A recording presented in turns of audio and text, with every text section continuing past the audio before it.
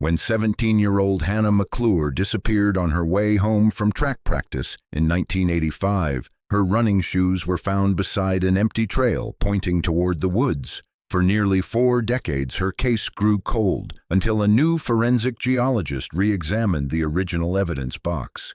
Microscopic soil particles on Hannah's shoes matched a private property 20 miles away, a remote hunting cabin belonging to a retired forest ranger who had moved across the country years earlier. Hidden beneath the floorboards, detectives found the missing piece of a story that had haunted an entire community. After 38 years, the ground itself told the truth. Before we get into the story, drop a comment with your country and the time right now. Hannah McClure believed in the rhythm of things, the steady beat of her heart during a long run, the metronomic drip of a leaky faucet in the school science lab, the precise cadence of her feet hitting the pavement. In the autumn of 1985, the rhythm of her life was one of boundless promise. She was a senior at Northwood High, co-captain of the track team, and her future was a clean, straight line pointing toward a university scholarship. She dreamed of becoming a physical therapist, of mending muscles and helping people find their strength again. It was a future she had earned through discipline and a quiet, unyielding cheerfulness that seemed to draw people to her. Her room was a testament to her ordered world. Medals hung from a corkboard in neat rows, each polished and dated. Textbooks on her desk were stacked with perfect corners aligned. A worn copy of her favorite novel sat on her nightstand, its spine softened from countless readings. Photos of her friends, their faces bright with the uncomplicated joy of youth, were taped to her mirror. She was the kind of daughter who left notes on the refrigerator for her mother, Eleanor, simple messages of love scribbled on scrap paper. She was the kind of friend who stayed late to help a teammate with their form, offering encouragement without a hint of condescension. The town of Oakhaven, nestled in a valley carved by ancient glaciers, existed in a similar rhythm. It was a place governed by the seasons. Autumn brought the scent of wood smoke and decaying leaves, a crispness to the air that made breath visible in the early mornings. The town's single stoplight blinked from green to yellow to red with a predictable, comforting pulse. People knew their neighbors. They left their doors unlocked. Oakhaven was a sanctuary from the world's harsher realities, a place where the greatest anxieties revolved around the high school football team's chances at the regional championship or the first frost of the season. The concept of true predatory evil was something that belonged to distant cities, a flickering image on the evening news, not a shadow that could fall upon their own tree-lined streets. October 10th was a Thursday, a day painted in the brilliant hues of a perfect fall afternoon. The sky was a high, cloudless blue, and the maple trees that lined the path from the high school were a riot of red and gold. Hannah's last day began like any other. She shared a locker with her best friend Sarah, and they talked about the upcoming homecoming dance. She sat through her calculus class, her mind only partially on the equations, the other part already on the trail she would run later. She ate lunch in the bustling cafeteria, her laughter a bright sound amid the clatter of trays and teenage chatter. Track practice was grueling but satisfying. Coach Miller pushed the team hard, preparing them for the state qualifiers. Hannah ran her laps with a fluid grace, her stride long and even. She was the anchor of the team, the one who set the pace, the one whose determination was infectious. As practice wound down and the sun began its slow descent behind the western hills, she spoke with her coach. He told her she was on track to break the school record for the 2-mile. She had smiled, a flash of pride in her tired eyes. He reminded her to ice her shins when she got home. Most days she waited for a ride from her father, David, or caught the late bus. But that day the air was too perfect, the light too beautiful to waste inside a vehicle. She told Sarah she was going to run the 3 miles home, taking the scenic route along the Oakhaven Creek Trail. It was her favorite path, a ribbon of packed earth that wound through a dense stand of birch and pine trees, a place where the noise of the town faded into the murmur of moving water and the rustle of wind in the branches. It was a familiar, safe place, a place she knew as well as her own backyard. Eleanor McClure was in the kitchen when she realized the time. It was past 6 o'clock, and the sky outside was deepening into a bruised purple. Dinner was on the stove, filling the house with the warm aroma of roasting chicken. David was in the living room reading the local paper. The familiar rhythm of their evening was slightly off. The sound of the front door opening, of Hannah dropping her heavy backpack, of her voice calling out a greeting. It was missing. Eleanor looked at the clock again. A small, cold knot began to form in her stomach. She told herself it was nothing. Practice had probably run late. Maybe she had stopped to talk with a friend. But as the minutes stretched into a half hour, then an hour, the knot tightened. She called Sarah's house. Sarah's mother confirmed that Hannah had left school on her own, intending to run home. The logic was simple. The run should have taken her 40 minutes at most. An hour had passed since then. Panic, cold and sharp, began to prick at the edges of Eleanor's composure. David made the calls, first to the school, where a janitor confirmed the track team had finished at 5, then to the coach, who repeated his last conversation with Hannah. Each call chipped away at their denial, replacing it with a growing dread. At 7:30, with the last light gone from the sky and the woods outside their window, a wall of impenetrable black, David McClure called the Oakhaven police. He tried to keep his voice steady, explaining that his daughter, his 17-year-old daughter Hannah, had not come home. The discovery was made less than an hour later by a patrol officer walking the trailhead with a heavy flashlight. The beam cut through the darkness, sweeping across the fallen leaves. It landed on a pair of running shoes. They were blue and white, scuffed from miles of use. They were placed neatly side by side at the edge of the path, their toes pointing directly towards the dark, silent woods. The officer recognized them from the description David had provided. They were Hannah's, but of Hannah there was no sign. It was as if she had stopped, carefully removed her shoes, and simply walked into the forest, vanishing from the world. She never came back. The arrival of law enforcement transformed the quiet trailhead into a scene of urgent, methodical activity. Flashing red and blue lights pulsed against the tree trunks, casting long, dancing shadows into the woods. The air, once filled with the gentle sounds of the night, now hummed with the crackle of police radios and the low murmur of serious voices. Detective Frank Miller of the Oakhaven Police Department stepped out of his car and into the chill night air. He was a man in his late 40s with tired eyes and a sturdy build earned from a life lived in this town. He had known the McClure family for years, had watched Hannah grow from a little girl into a young woman. This was not just a case for him, it was personal. His first look at the scene was unsettling in its simplicity. The shoes sat on the ground, stark and lonely under the harsh glare of the portable floodlights. There were no signs of a struggle, no torn clothing, no blood, no drag marks in the soft earth. It was a clean scene, unnervingly so. It was as if a ghost had been there. Miller knelt, his knees cracking in the cold, and examined the area. The ground was covered in a thick carpet of fallen leaves, making it nearly impossible to find clear footprints. The woods beyond the trail were a dense, tangled wilderness that stretched for miles. A person could get lost in there easily, or a person could be hidden. He spoke with Eleanor and David McClure at their home, a place that now felt hollow and cold, despite the warmth from the still cooking dinner. Eleanor sat at the kitchen table, her hands clenched so tightly her knuckles were white.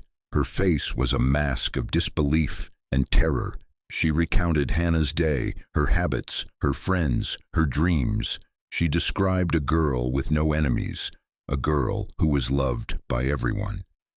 David stood by the window, staring out into the blackness, as if he could will his daughter to appear out of the night.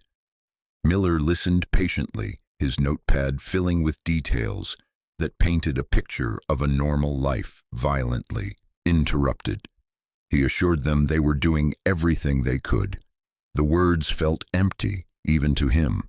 By morning, the search had become a massive community effort. The news had spread through Oakhaven like a wildfire, igniting a collective fear and a powerful desire to help. Hundreds of volunteers gathered at the community center, their faces etched with worry. They were farmers, teachers, shopkeepers, and high school students. They were organized into search parties, given maps with grid sections, and sent into the sprawling woods. They walked shoulder to shoulder, their eyes scanning the forest floor, calling out Hannah's name until their voices were hoarse.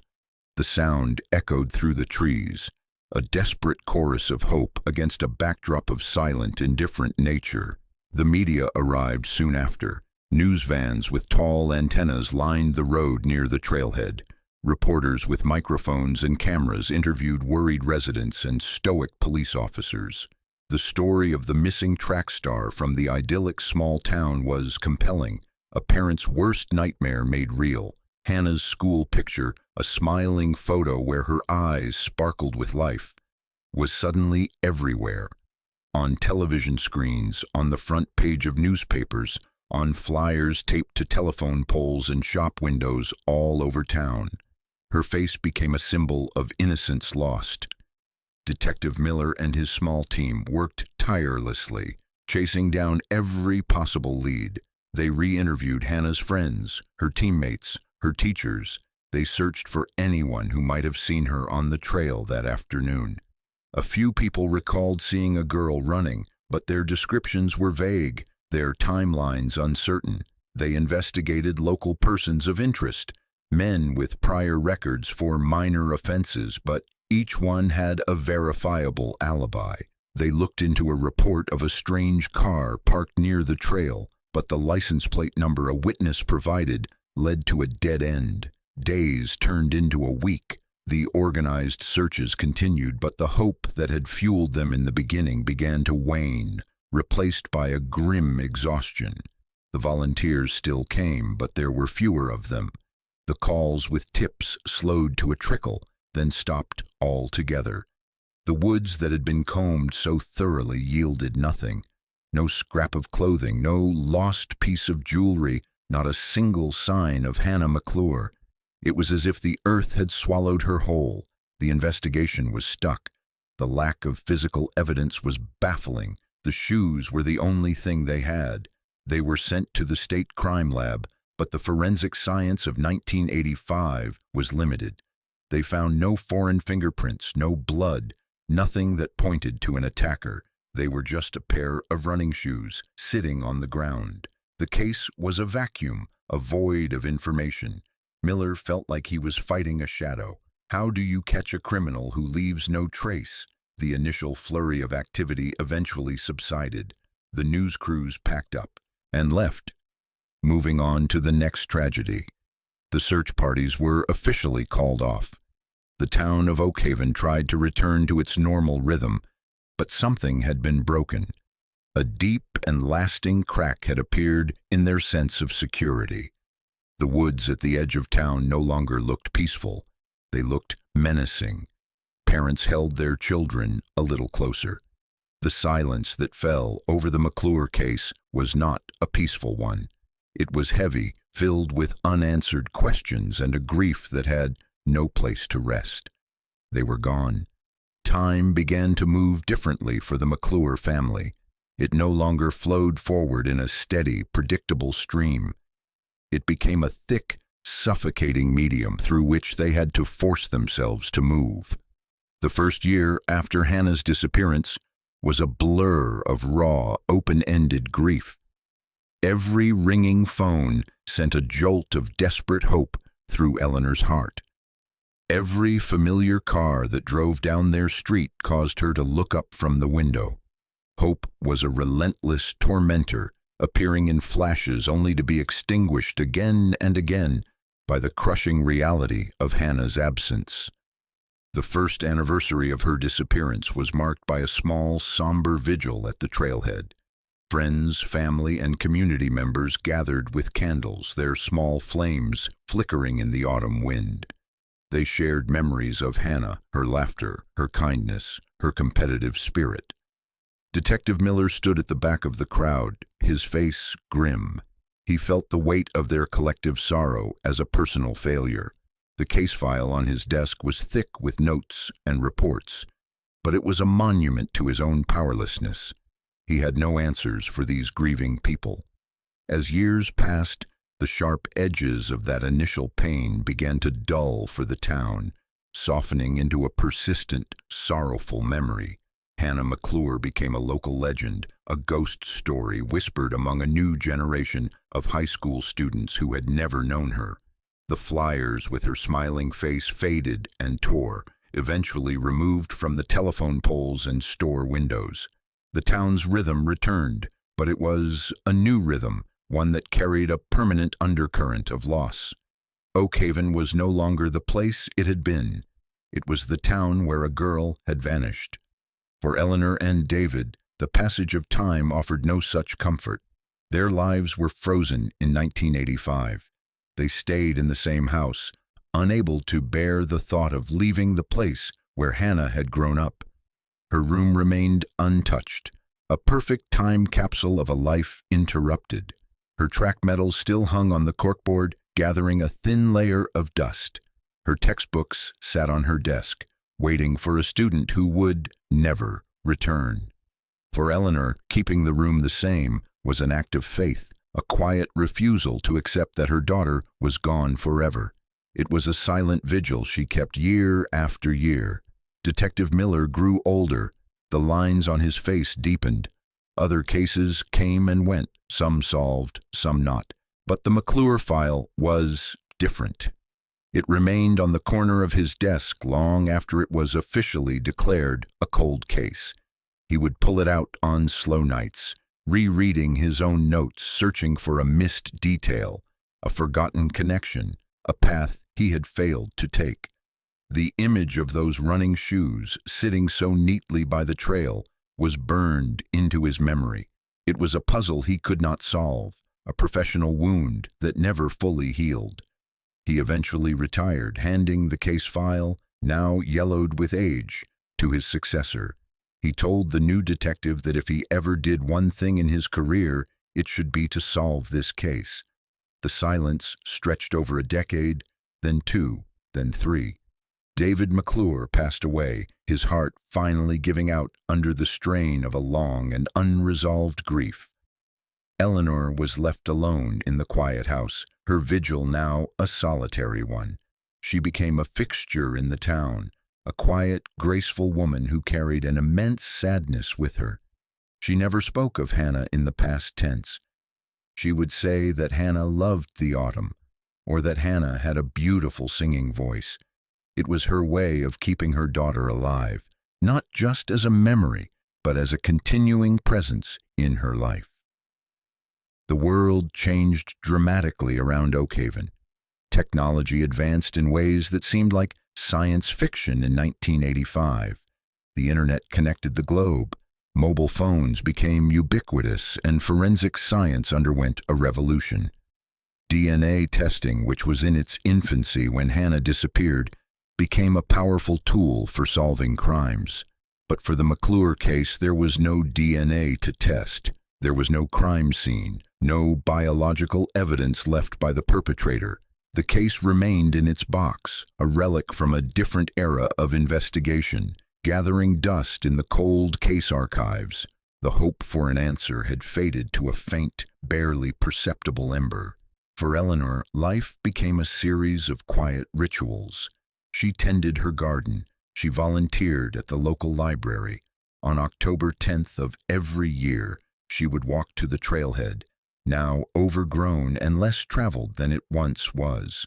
She would stand at the spot where Hannah's shoes were found and leave a small bouquet of her daughter's favorite flowers. She did not weep anymore. Her grief had transformed into something deeper, a quiet, enduring ache that had become a part of her.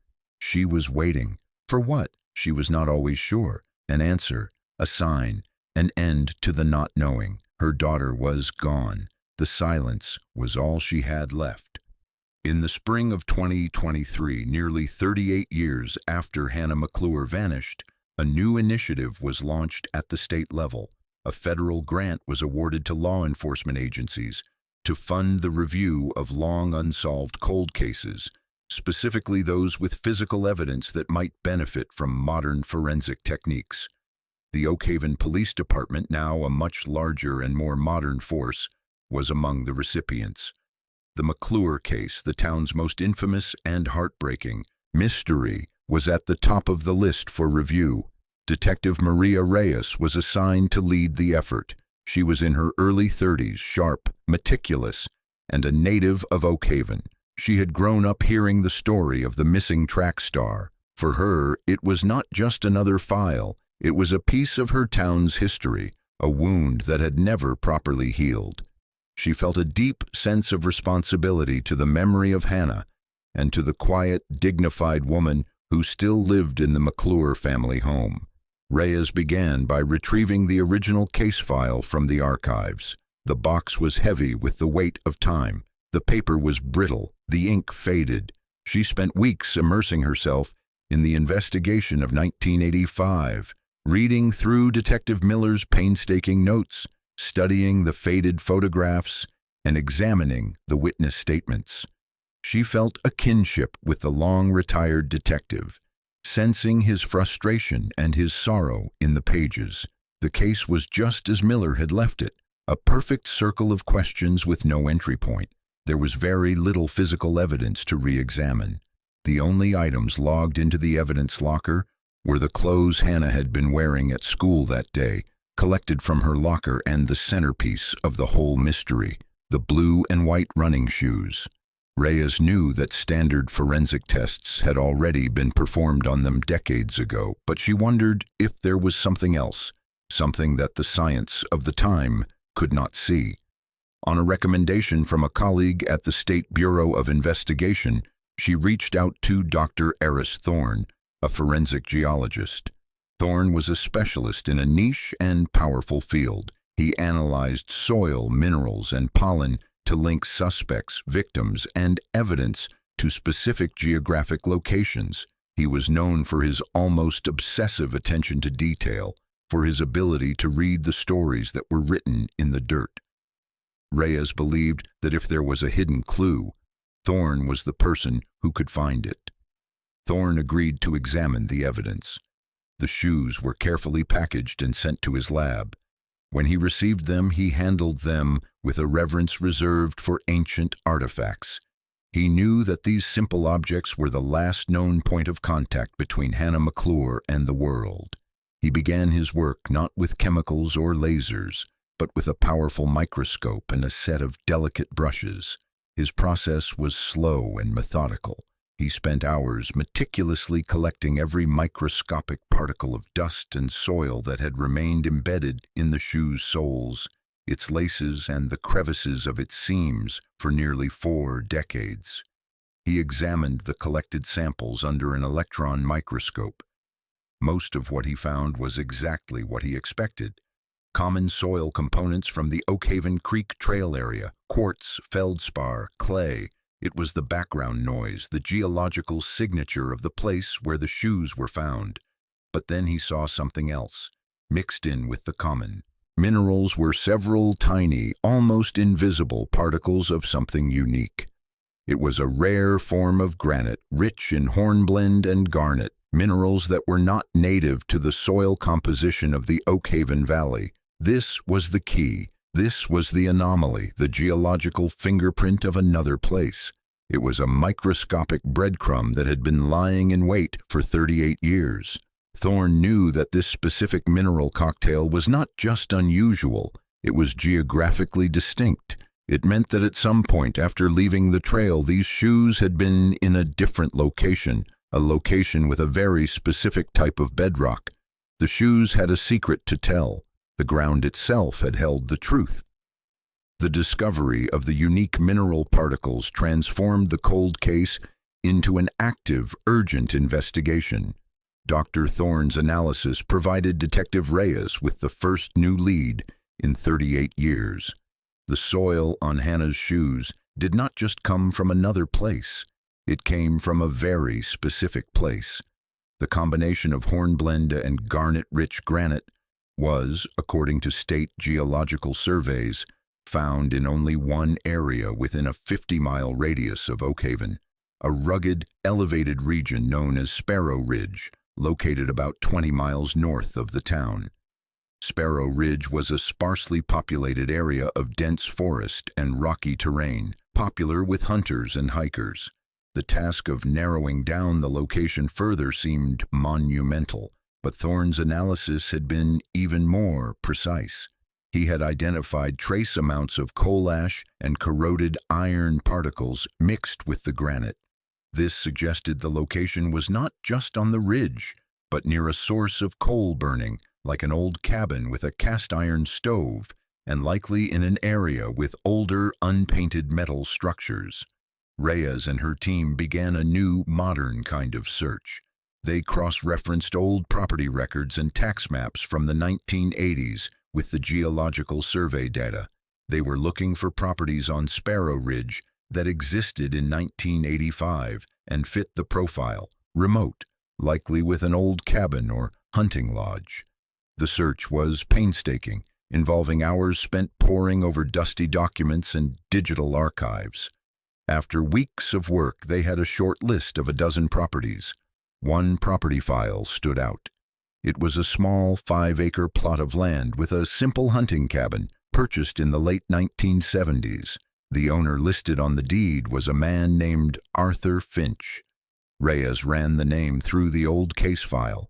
Finch's name appeared once in a list of community members who had volunteered for the initial search parties for Hannah. He had been a forest ranger at the time, respected for his knowledge of the local wilderness. He was never considered a suspect. He was a helper, a part of the community fabric. Digging deeper, Reyes discovered that Arthur Finch had retired from the Forest Service in the early 1990s. He had sold his house in Oak Haven and moved across the country to a quiet town in Oregon. He had seemingly no connection to the McClure family, no criminal record, nothing that would have raised a red flag in 1985. He was, by all accounts, an ordinary, quiet man who had lived an unremarkable life. But he owned a cabin in the one place on Earth that matched the soil found on Hannah McClure's shoes. Reyes felt a surge of adrenaline, the instinct of a hunter closing in. She knew they needed more than a soil match to secure a warrant. They began a quiet, discreet investigation into Finch's life. They learned he was now in his late 70s, a widower living alone. They obtained a warrant to covertly collect a DNA sample from him. An undercover officer followed him to a coffee shop in his Oregon town and retrieved the disposable cup he left behind. The DNA from the cup was compared to trace genetic material that had been carefully preserved from the interior of Hannah's running shoes. The technology to test such a minute-degraded sample did not exist in 1985, but it did now. The results came back a week later. It was a match. Arthur Finch's DNA was on the inside of Hannah McClure's shoes. With the soil evidence and the DNA match, Reyes now had enough for a search warrant for the old cabin on Sparrow Ridge, which had sat vacant and neglected for years. On a cool morning in late summer, a team of investigators, including Detective Reyes and Dr. Thorne, drove up the winding, unpaved road to the property. The cabin was small and weathered, its wood grayed by decades of sun and snow. It looked forgotten, a place slowly being reclaimed by the forest. The team entered the cabin. The air inside was stale, thick with the smell of dust and decay. They began a meticulous search. They checked the attic, the crawl space, the old wood-burning stove. They found nothing. A sense of disappointment began to creep in. Then one of the investigators noticed that a section of the pine floorboards near the stone fireplace seemed slightly uneven. Using a crowbar, he carefully pried them up. Beneath the floorboards was a small, hidden compartment. Inside, wrapped in oilcloth to protect it from moisture, was a small bundle. Reyes, her heart pounding, gently unwrapped it. The first thing she saw was the faded blue fabric of a Northwood High track team jacket. Beneath it was a small, tarnished silver locket, the kind a girl would wear, and at the bottom of the bundle was a small, leather-bound journal. Reyes opened the journal. The first entry was dated October 10th, 1985. The handwriting was neat and controlled. It was a detailed, chilling account written by Arthur Finch. He described seeing Hannah running on the trail, how he had offered her a ride, pretending his truck had broken down nearby. He wrote of her polite refusal and the sudden, explosive rage he felt at the rejection. He described forcing her into his vehicle and taking her to the remote cabin. The journal was a confession, a cold and methodical narrative of a crime that had haunted a town for a generation. The secret was finally out.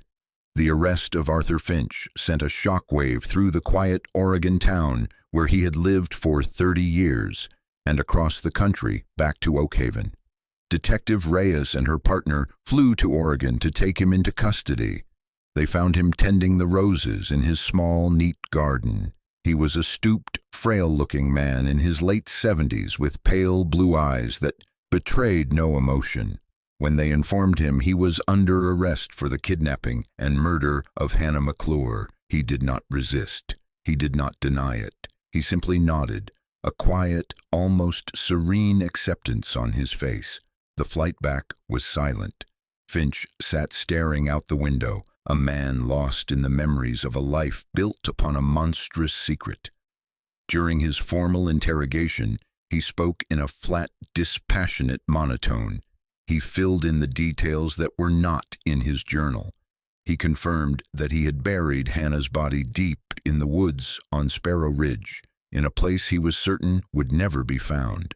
His motive was as simple as it was horrifying: a fleeting moment of entitled rage, a life taken because a young woman had said no. He had participated in the searches for her, he explained, to watch the investigation, to ensure it never led in his direction. For 38 years, he had lived with what he had done, the secret a cold, hard stone in the center of his soul. The most difficult task for Detective Reyes was yet to come.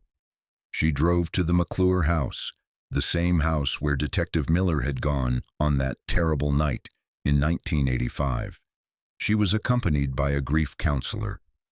Eleanor McClure, now a woman in her 80s, answered the door. She looked at the two women on her doorstep, and a flicker of understanding, of long dormant hope and immediate dread, crossed her face. They sat in the living room surrounded by photographs of Hannah. Reyes spoke gently, her voice filled with a compassion born of her own connection to the town's long-held sorrow. She told Eleanor that they had found the person responsible for Hannah's disappearance. She explained the evidence, the soil, the DNA, the confession. She told her that Arthur Finch had been arrested.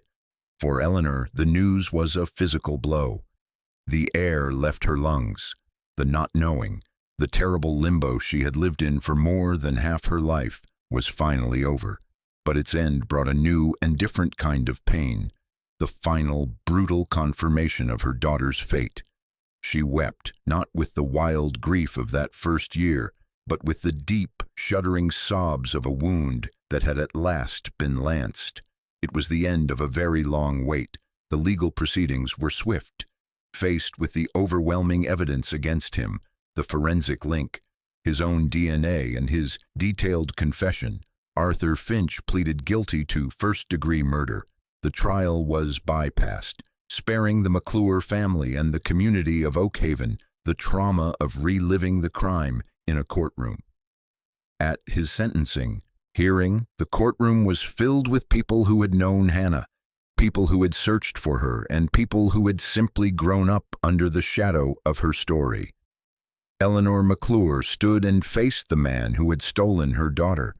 Her voice, though trembling slightly, was clear and strong. She did not speak of hatred or of vengeance. She spoke of Hannah. She described her daughter's vibrant life, her dreams, her kindness, the endless void her absence had left behind. She told him that he had not just taken a life. He had taken a future, and he had broken a family and a community. Arthur Finch listened, his face a blank mask. The judge sentenced him to life in prison without the possibility of parole. Justice, after a delay of nearly 4 decades, had finally been served.